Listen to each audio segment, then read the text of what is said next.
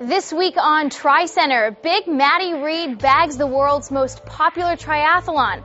Kona's final qualification spots are nabbed in Louisville and Penticton. And Competitor Magazine's Bob Babbitt brings us the inspiring story of a double above-the-knee amputee who will compete at the Ironman World Championships. TriCenter starts now.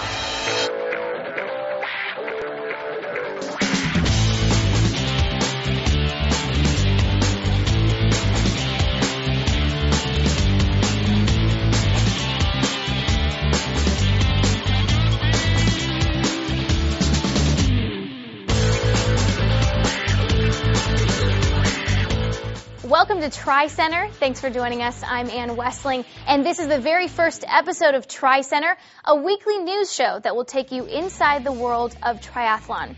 We'll go behind the scenes of the biggest events and bring the top pros into focus. Product previews, training tips, and maybe even a little gossip are all a part of the lineup. Let's kick off the week in review with a look at yesterday's Chicago Triathlon. American Matt Reed showed that even though he's now racing 73s, he hasn't lost any of his short course speed. Having also won the season opener in Minneapolis just last month, Matty is sitting comfortably atop the Lifetime Fitness Series leaderboard. But of course, the big news from Chi-Town was the untimely exit of Andy Potts. Just 8 kilometers into the bike leg, and shortly after being passed by Reed, Potts tangled with the pedal of an age grouper and ended up on the asphalt. Word is he's recovering in the hospital with no serious injuries. On the women's side of Chicago, USA Triathlon went 1-2, with Olympian Sarah Haskins edging out Sarah Groff for the win. Of course, we were on the scene, so let's check out some highlights. I was in a real tough swim today. There are reports that the water temperature was absolutely frigid, and we saw the age group sometimes would slow down a bit. You guys still seem to be pretty fast. It was a little choppy. Was it a tough swim? Yeah, it was kind of weird. The first 400 meters seemed really fast. It was a bit of a fight out there, but once we turned around the first can, I think with the wind it made us group together more and made drafting a little bit important. A lot of carnage on the course today. Obviously, when you've got 9,000 people in a race, you got a lot of age groupers on course. It gets a little messy. Andy went down. Julie Dibbins went down. You were right there when Andy crashed. Did you see anything? And can you tell us what happened? No, I didn't see it actually. I took the lead at the turnaround, and it happened a couple of kilometers after the turnaround. So I didn't know he crashed until I figured it out once I got to the turnaround because I didn't see him. I was worried there for a bit, but then the photographers on the bike told me that he is all right. A clear win, Maddie Reed, your 2009 Chicago Triathlon champion. Let's take a look at races elsewhere in this week's race wrap-up. Ironman Canada saw American Jordan Rapp on the top step of the men's podium. Rapp stole the lead in the final miles of the bike leg and then ran a 2:55:32 marathon. In the women's race, it was all Canadian Teresa Massel. She exited the water first and never looked back. Fellow Canadian Janelle Morrison passed 6 women on the run to finish in third. Perfectly cool weather in Kentucky made for course records at the Ford Ironman Louisville, where Viktor Yemestev of Ukraine won the men's race in 8:25:27. Germany's Nina Kraft broke the tape in an Ironman distance race for the first time since 2007, winning in 9:20:21. She finished 3 minutes ahead of Denmark's Lisbeth Christensen. We'll be back with more TriCenter right after the break.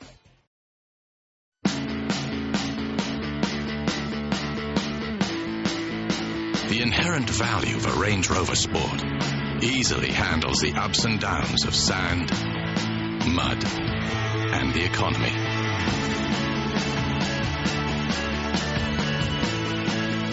Range Rover Sport, the luxury that's more than a luxury.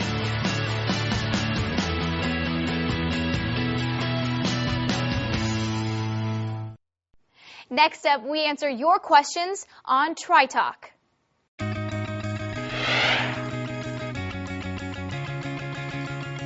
Hi, this is Matt Fitzgerald with this week's TriTalk. Let's go to our first question. Hi, I'm thinking about doing an Olympic distance race this fall, but it's in the ocean and I've only ever swam in lakes before. So I'm kind of concerned about the surf and the salt water and all of that, and I was wondering if you guys had any advice. Yeah, thanks for the interesting question, Tina. And it is a question that a lot of people have when they have not swum in the ocean before. It's natural to be a little bit nervous about those waves. There's a very simple trick to get through them, which is to go under rather than directly through the waves. When you see a wave coming your way, all that action is going to be on top. It's usually very calm underneath, so just get down, get under the wave, come up on the other side, and you'll be fine.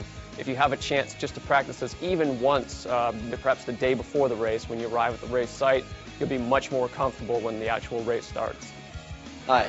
I have a triathlon coming up in a couple weeks. I know it's going to be really hot there. You guys have any tips or advice to help me keep fluids down during a hot race day? Yeah, great question, Gary.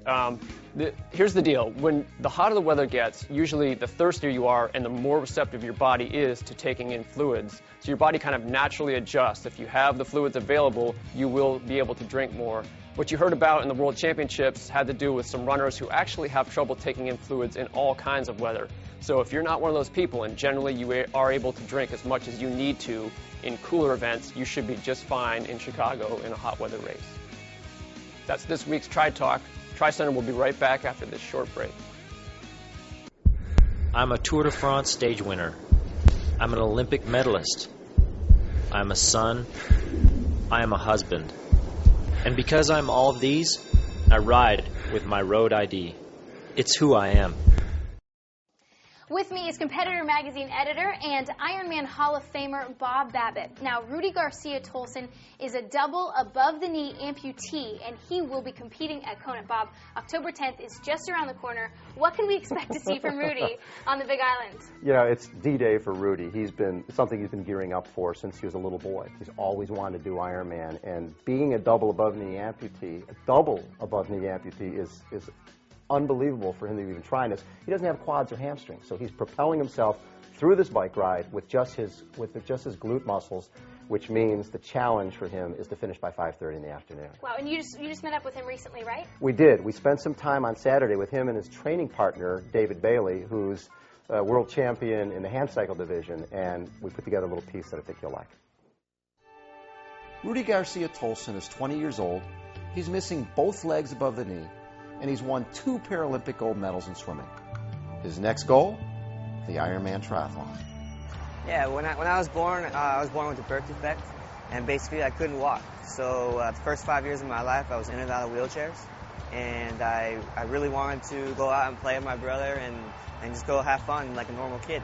As soon as I got my legs amputated, I wasn't really doing too much, just a lot of therapy and kind of getting used to wearing prosthetic legs.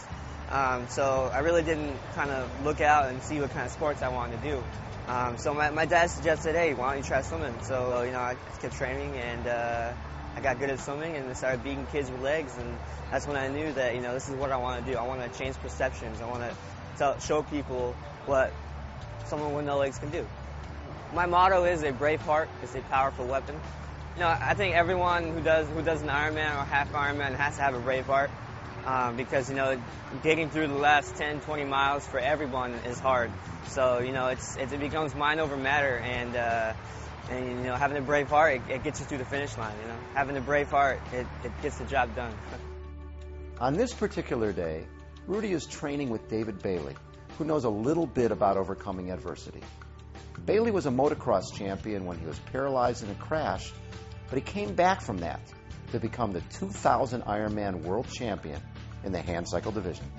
I had no idea what to expect riding with Rudi. I watched him grow up. I mean, he's just from a little kid, helping him get a van and swimming and stuff. And I didn't even think he could ride a bicycle.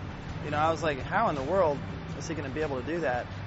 And, it's pretty cool. We're just cruising along, looking up at him, and he's just moseying along at 18, and I'm like, you okay? He goes, yep. It's not a big deal for him, but when I'm watching him ride, it's like, it just seems impossible. But we rode 60 miles, no sweat, so I don't have any doubts that he'll be able to pull it off. Come back next time as we dive into Kona coverage with an exclusive Torbjorn Sindbale interview. For now, we'll leave you with more of the sights and sounds of Chicago. We'll see you next week.